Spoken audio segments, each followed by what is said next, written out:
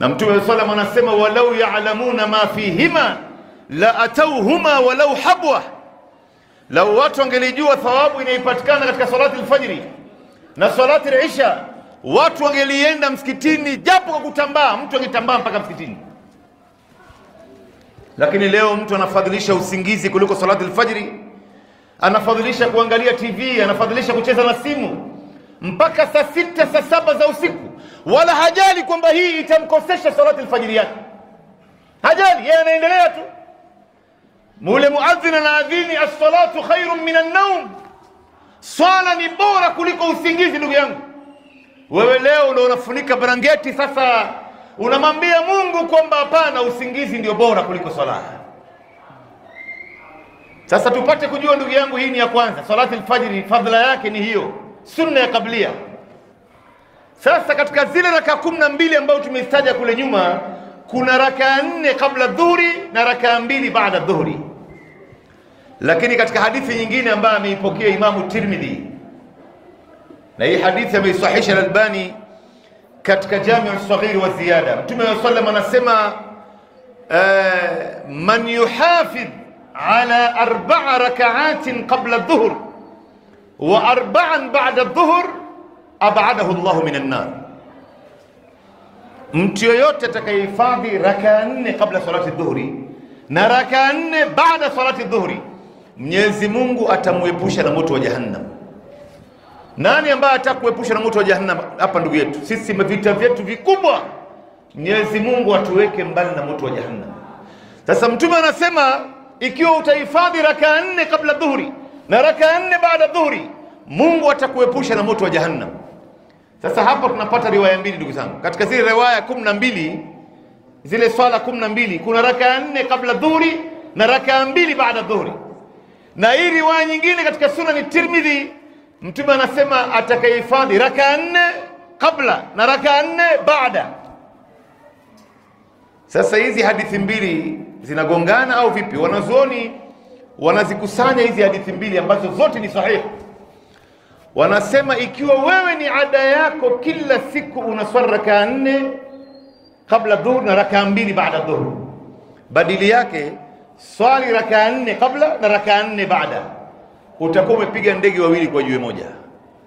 Utaandikiwa kwa Mwenyezi Mungu Subhanahu wa Ta'ala amekujengea nyumba peponi kwa zile raka 12, na hii naye ni ziada. Mwenyezi Mungu Subhanahu wa Ta'ala atakuepusha na moto wa Jahannam. Kisha katika zile raka 12 ndugu zangu, hakuna katika salati al-asri hakuna sunna ya qablia wala baadia. Lakini tunakuta katika salati al-asri kuna hadithi ambayo ni sahih, ameisahihisha Imam al-Dhahabi kama alivyoisahihisha al-Albani katika silsila tuna hadithi sahiha. Mtume sallallahu anasema sallallahu alayhi wasallam, rahimallahu imra'an salla 4 qabla al-asr. Hii hadithi watu wengi leo hawajui ndugu zangu. Mwenyezi Mungu amhurumie mja atakayeswali raka 4 kabla salati al-asr. Kabla salati al-asr kuna raka 4, ingawa wanasema wanazuoni sio sunnati muakkada, ni katika sunna za kawaida, lakini Mtume anasema Mwenyezi Mungu amhurumie. Nani ambaye asihitajie huruma ya Mungu ndugu zangu? Tunamkosea Mungu mara ngapi? Tunamkasirisha Mungu mara ngapi? Tunamuudhi Mungu mara ngapi? Leo umepata ibada ambayo leo utaitekeleza, Mungu atakuhurumia wewe.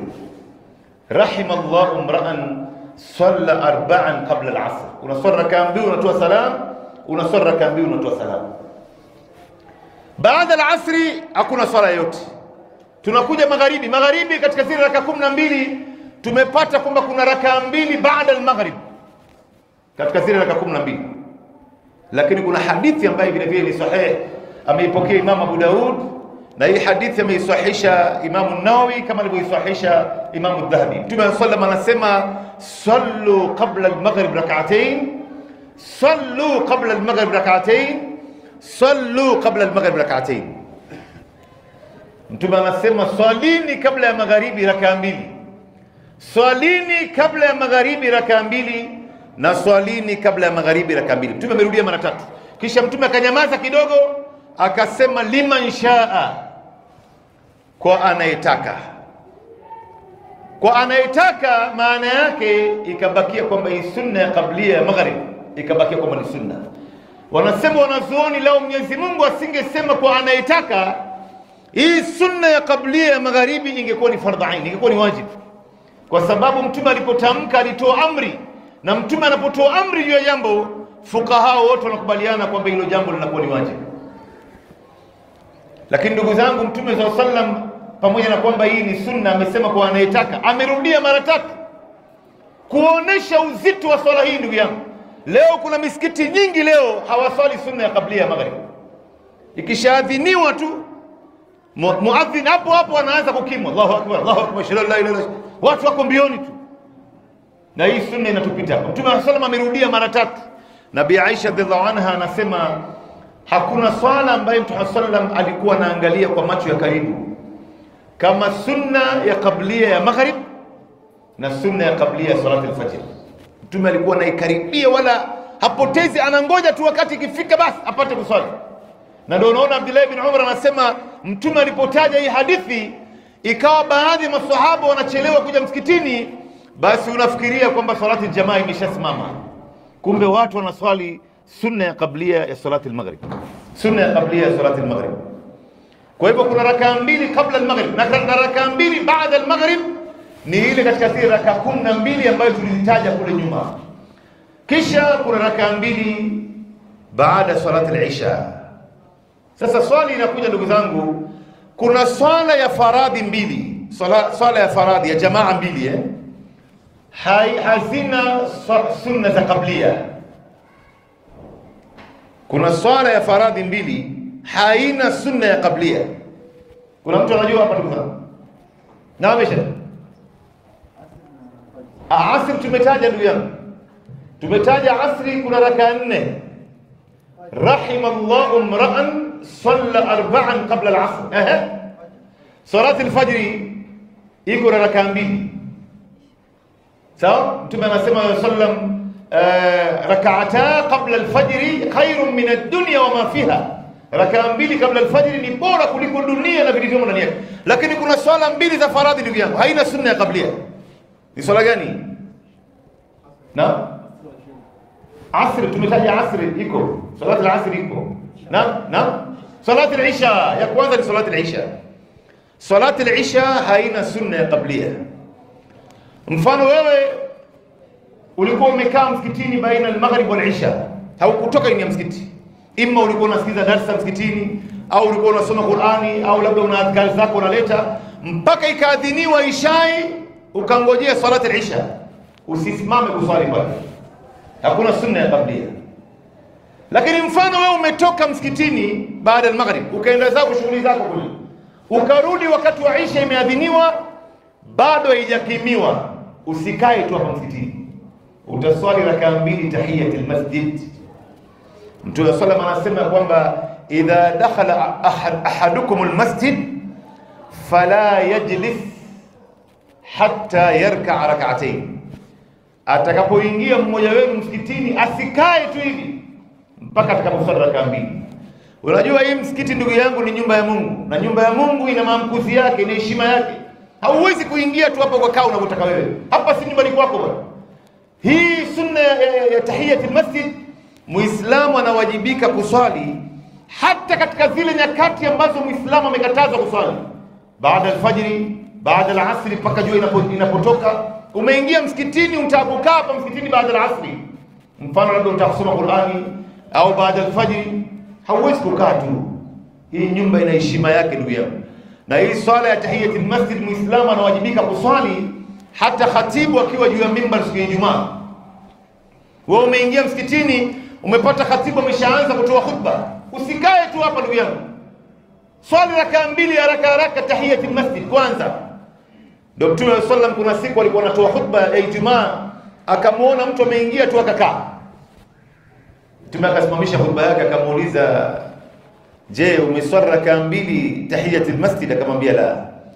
Basi Mtume akamwambia, qum fasalli fatajawaz bihima, simama uswali swala iliyokuwa hafifu, maana yake fanya haraka usichelewe. Kwa hivyo hii tahiyatul masjid ndugu yangu, usije ukaingia tu nitakukaa hapa kama nyumbani kwako.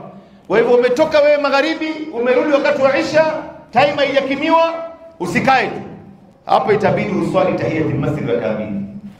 Kuna swala nyingine ambayo vile vile haina sunna ya qablia. Ni swala gani? Kuna swala ambayo ya faradhi haina sunna ya qablia. Tumetaja ya kwanza ni salati al-isha. Ya pili ni gani ndugu zangu? Salati al-janaza. Salati al-janaza hapana, yusiki hapo. Naam Sheikh. Sauti. Salati al-jum'a, jazakallahu khair. Naam? Hapana, salati al-eid haina sunna ya qablia wala ba'dia. Ikiwa unaswali uwanjani. Huyu bwana ndo amejibu, salati al-jum'a haina sunna ya qablia. Wewe mfano umeingia msikitini saa 1 saa 2 asubuhi siku ya Ijumaa, utaswali raka mbili, lakini itakapoadhiniwa kwa ajili ya salati al-jum'a hakuna sunna ya qablia bali. Ambapo leo unakuta katika misikiti nyingi inaadhiniwa, khatibu ashapanda juu ya mimbar, inaadhiniwa, khatibu akisimama tu adhana imeisha, anasimama anaanza kutoa khutba, watu wengi wanasimama wanaanza kuswali pale. Hakuna sunna ya qablia ndugu yangu. Mtume sallam aliposema kwamba ma baina kullu adhanaini salat, baina ya adhana mbili maana yake ni adhana na iqama, kuna swala hapa katikati. Kila baina ya adhana mbili kuna swala. Ni zile ambazo wanasema wanazuoni, ni zile ambazo mtume amefundisha.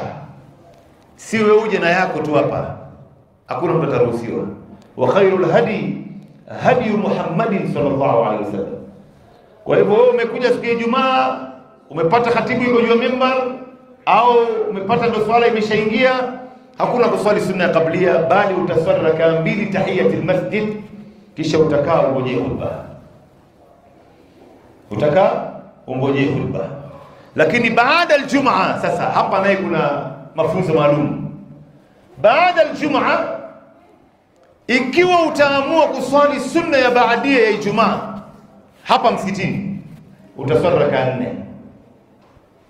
Na ikiwa utaamua kuswali sunna ya baadia ya Ijumaa nyumbani kwako, ambapo ndo aula zaidi, utaswali raka 2 peke yake. Ukiswali salati baadia ya Ijumaa hapa msikitini, utaswali raka 4. Raka 2 unatoa salamu, raka 2 unatoa salamu. Lakini kama utaamua kwenda kuswali nyumbani kwako, utaswali raka 2 peke yake. Hivi ndio namna mtume alivyoelekeza na ndio namna mtume alivyofanya. Leo unakuta waislamu wengi baada ya salati al-Jum'a wanaswali raka 2. Unamuuliza hii ni gani tena hii? Umetoa wapi? Gani? Hajui maskini. Yeye anafuata tu. Ameona watu wanafanya, yeye pia anafanya. Kumbe anakosea, yeye mwenyewe hajui.